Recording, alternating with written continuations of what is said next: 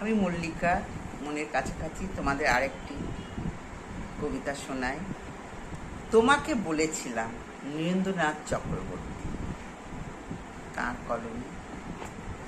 আমি তোমাকে বলেছিলাম যত দেরি হোক আবার আমি ফিরে আসবো তলাধারী অশ্বত্থ গাছটাকে পায়ে রেখে, ঝালোডাঙার বিল পেরিয়ে হলুদ ফুলের মাঠের ওপর দিয়ে আবার আমি ফিরে আসব।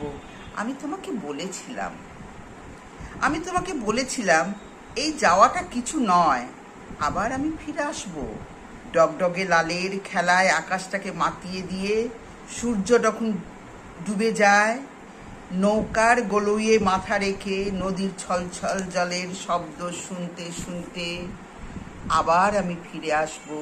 আমি তোমাকে বলেছিলাম। আজও আমার ফেরা হয়নি।